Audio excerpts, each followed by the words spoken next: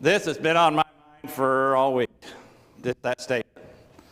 The decisions that we make today may very well affect the rest of our lives. And I think that if you look back at your life, that you will realize that there's been some decisions that you've made that were just wonderfully great decisions, but the ones you probably remember the most are the ones that you think, that wasn't such a great deal. I want to look at an example in the Bible that maybe you're familiar with. If not, I want to try and make you familiar with. And it's all based on this theory of the decisions that we make. If you would, turn to 1 Samuel chapter 26.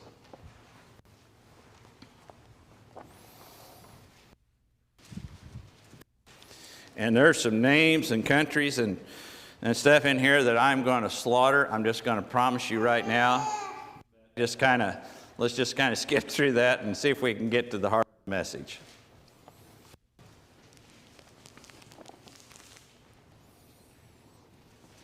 First Samuel 26, I'm going to read the first 12 verses to start with. Then the Ziphites came to Saul at Gibeah and said, "Is not David hiding in the hill of Hachilah, which is before Jeshimon?"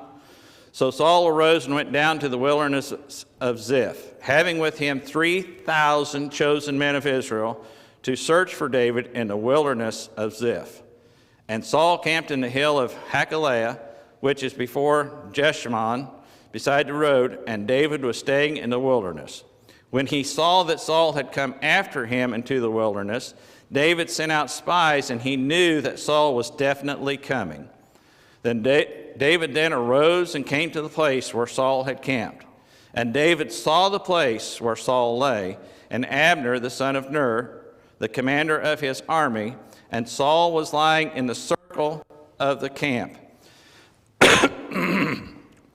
Excuse me. And the people were camping around him. Then David answered and said to Ahimelech the Hittite and to Abishai the son of Zeruiah, Joab's brother, saying, "Who will go down with me to Saul in the camp?"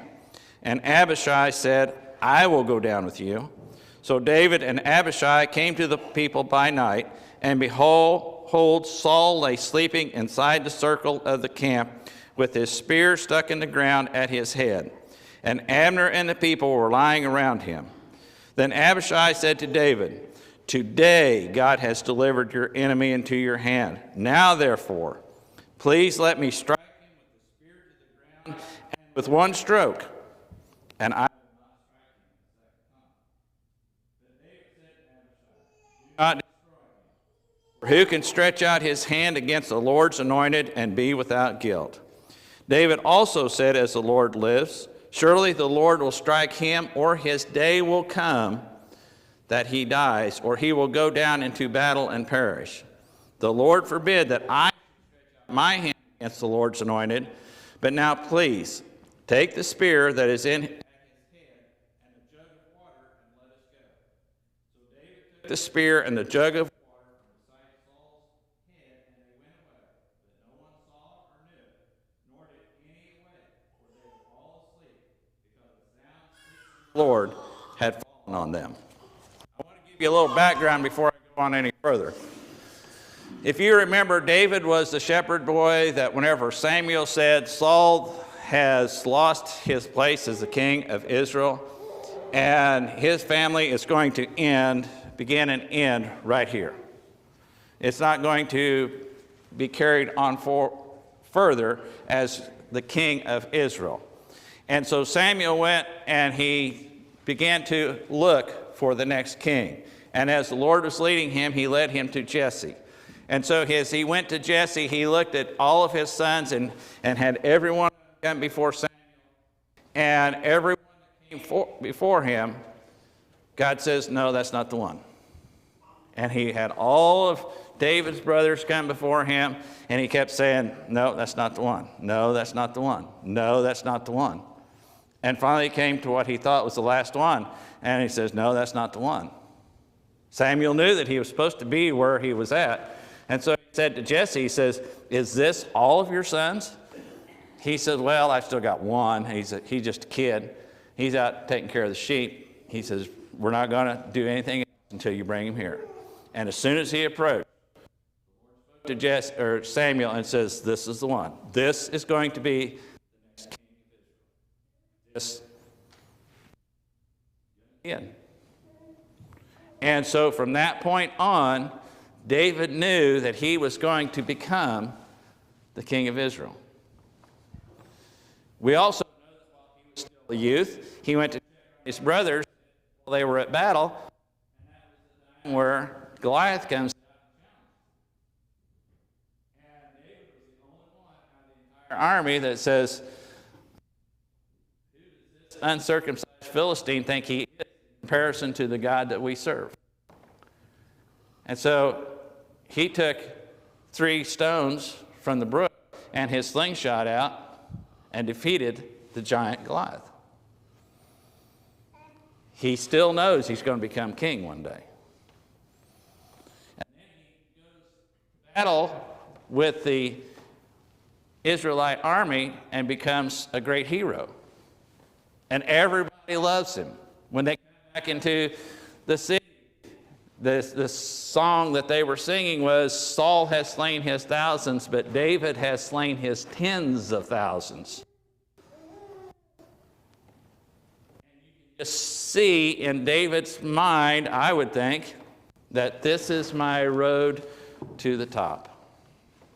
God has chosen me. God has blessed me.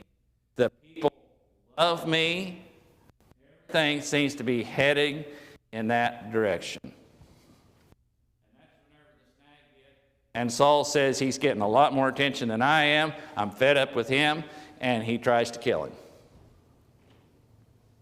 And everybody recognizes that David is going to be the next king. Saul's jealousy turns him against him, but it also presents a problem for Saul. Saul says, "If I can kill David, then my son Jonathan will become king. So I've got to get rid of David." And it comes to the point where it is building up so much pressure against David and so much of a danger to David that David eventually just flees. And he forms a small band of his own, just people who have, it's basically a ragtag bunch of people who have been disappointed or been thrown out or just had problems of their own, and they gather up with David and they become his little army. And he is basically fleeing from Saul, because after Saul realizes that he has left, he starts hunting him down like a dog, basically.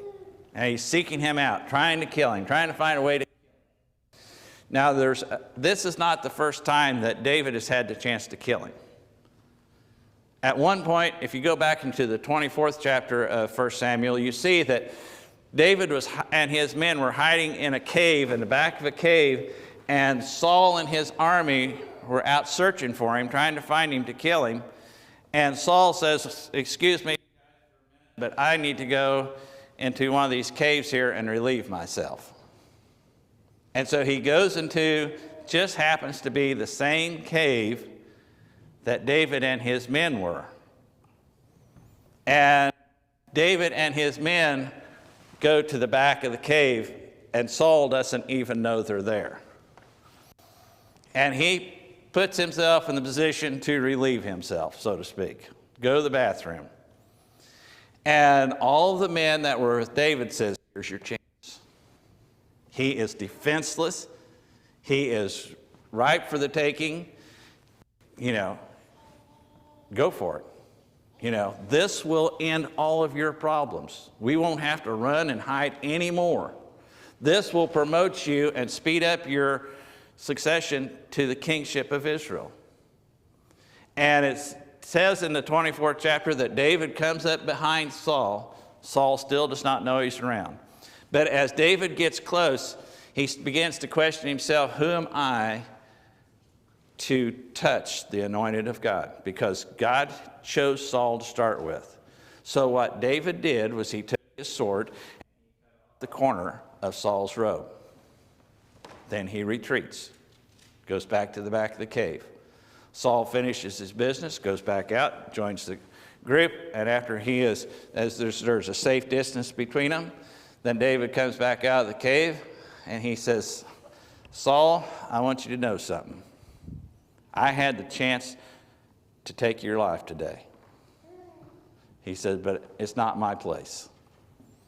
It's not my place. And he says, this is the robe off your garment that I cut off while you were in here.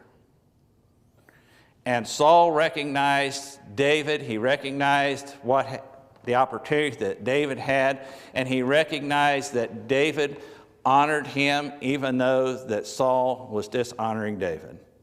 And at that point, Saul says, I promise I will leave you alone, and I won't hunt you down anymore.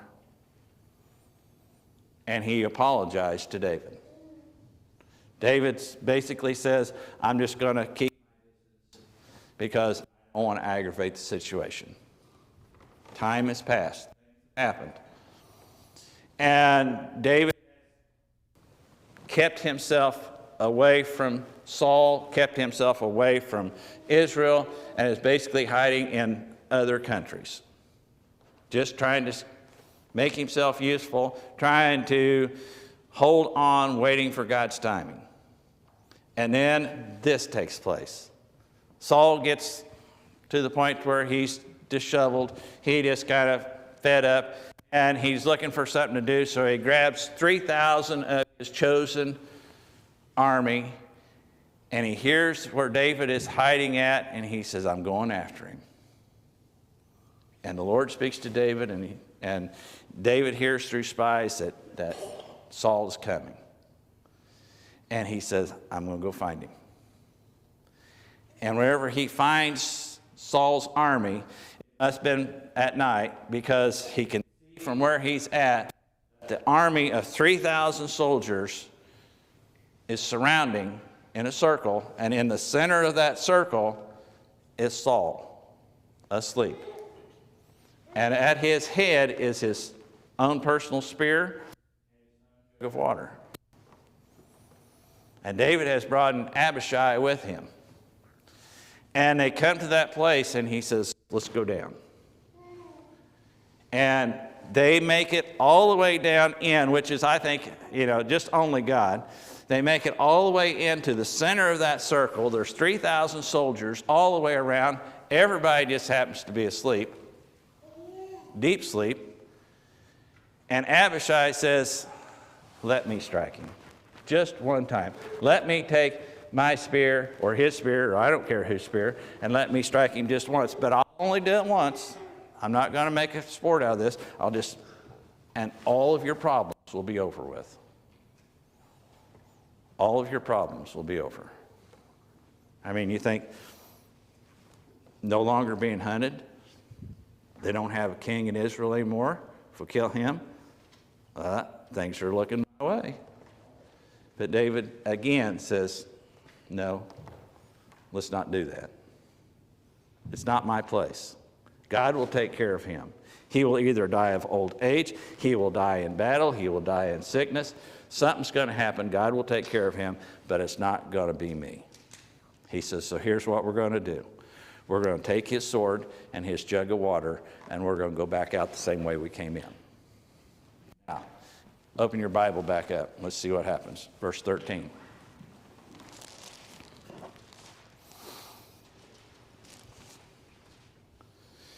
Then David crossed over to the other side and stood on top of the mountain at a distance with a large area between them. And David called to the people and to Abner, the son of Ner, saying, will you answer, Abner? Then Abner answered and says, who are you who calls to the king? So David said to Abner, are you not a man, and who is like you in Israel? Why then have you not guarded your lord the king? For one of the people came to destroy the king your lord. This thing that you have done is not good. As the Lord lives, all of you must surely die, because you did not guard your Lord, the Lord's anointed. And now see where the king's spear is and the jug of water that was at his head. Then Saul recognized David's voice and said, is this your voice, my son David? And David said, "It is my voice, my lord the king." He also said, "Why then is my lord pursuing his servant? For what have I done? Or what evil is in my hand?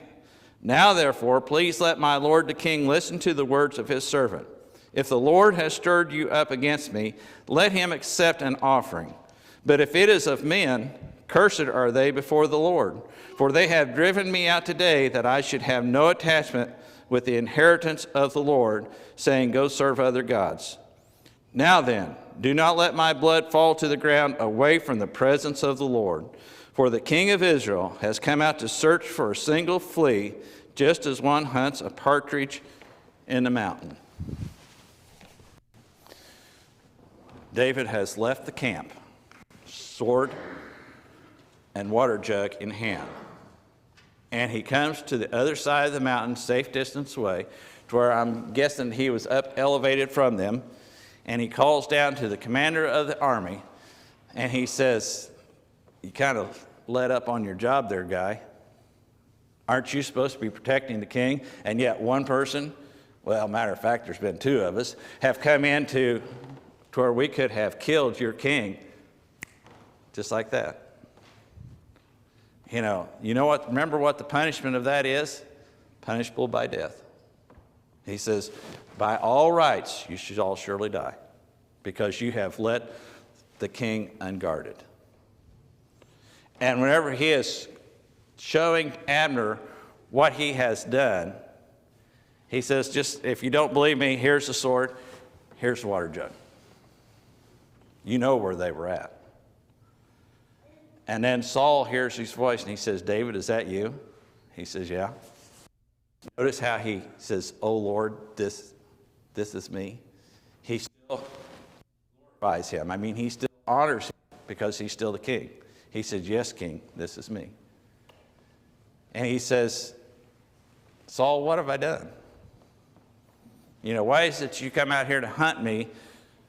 What have I done? If God has in you, then let me make an offering to him so that we can make things right. But if this is just of men, if this is just you, then, this is going to backfire. It's going to backfire bad. And it's not going to work out in your best interest." He said, "You have chased me from my home place. You have chased me from being in the country that God has promised to his people and left me out here." And he goes on to say, "Let my blood be spilt, or let me die only in the presence of God." Basically, what he's really saying to Saul is, my heart's desire is to live and die in the presence of God, to be right with him at all times, to live where he has chosen me to be. Now then, the decision that David made here is huge. The first time he made the decision to let Saul live, it was one of those cases where he says, "But I just can't feel right about this. He's hunting me down and I'm innocent of any wrongdoing. But if I kill him, then that's going to make me guilty of murder." Even though everybody could say, well, it's in self-defense. You know how whenever you're trying to make a decision and you're kind of juggling it back and forth, how you start weighing all the options and how you start thinking about, well, what's everybody else going to think in these situations? He had public sentiment on his side. Everybody wanted him to be the king. He could claim that, well, it was in self-defense, especially in that cave situation. Who's there to defend him? That group behind David says, "Go kill him. Here's your chance. He's right there. Go ahead and take him." He said, "I just can't do it. It just would not be right." And then after that, Saul says, "Okay, David, I will leave you alone. I will not hunt you down anymore. I will not pursue your life anymore." They made a covenant, if you will, that David basically stay out of his way, and that Saul would leave him alone. Time has passed. Saul breaks his covenant.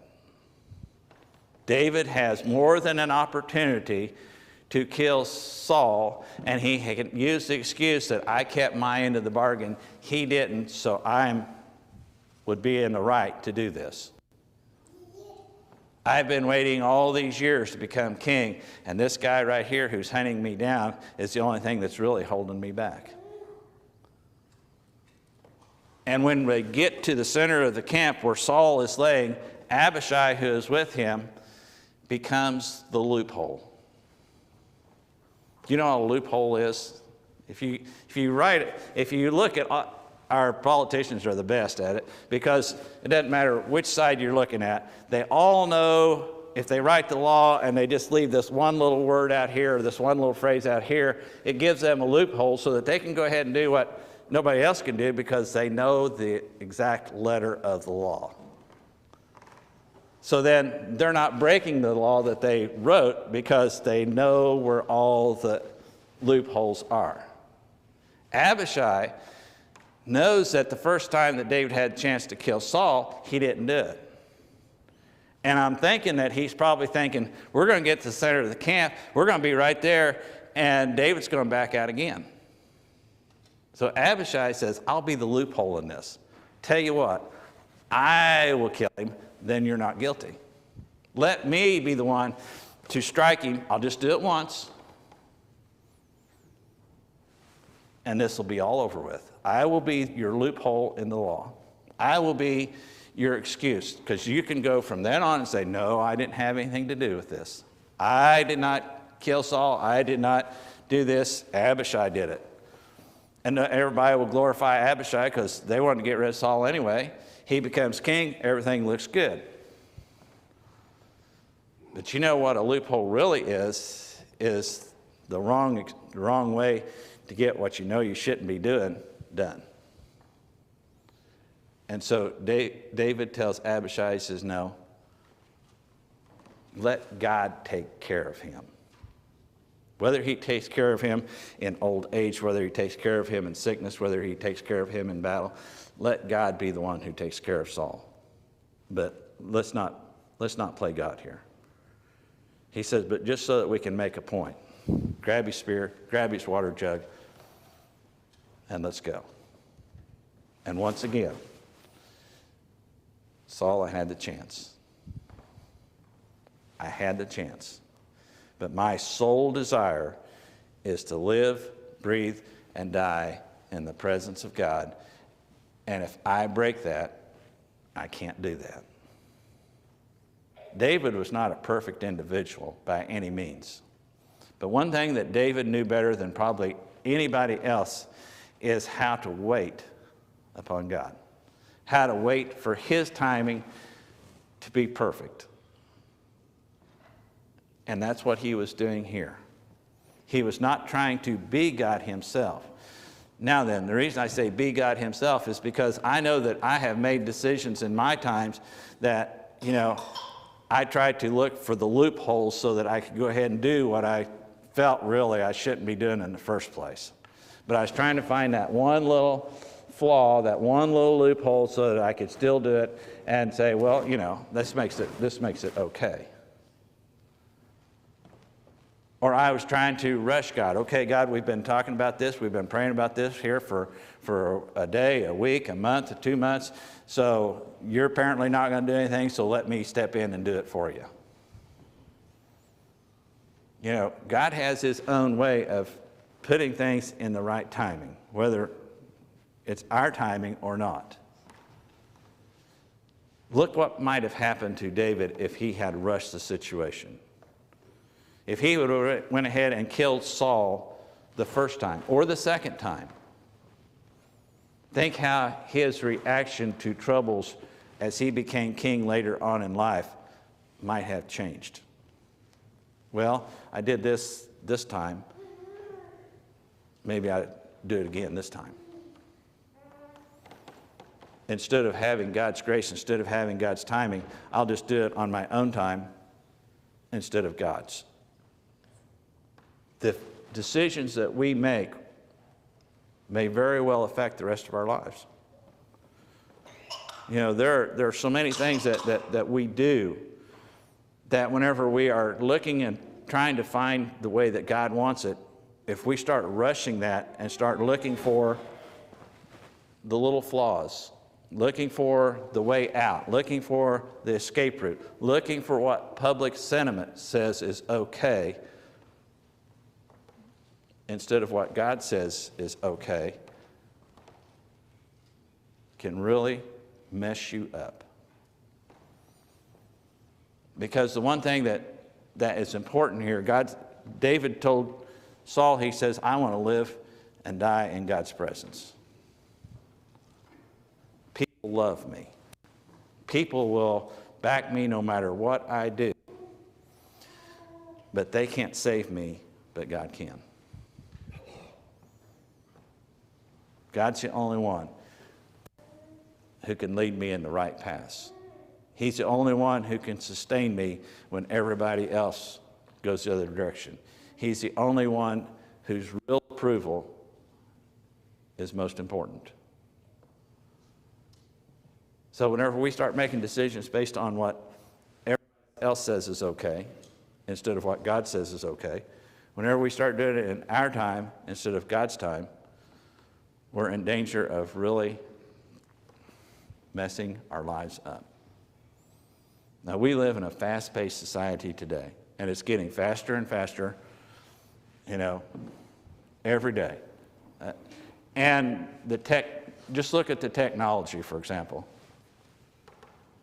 How many years ago was it whenever the internet first came out and you heard that little sound, and no matter where you was at, you could tell someone was dialing up the internet?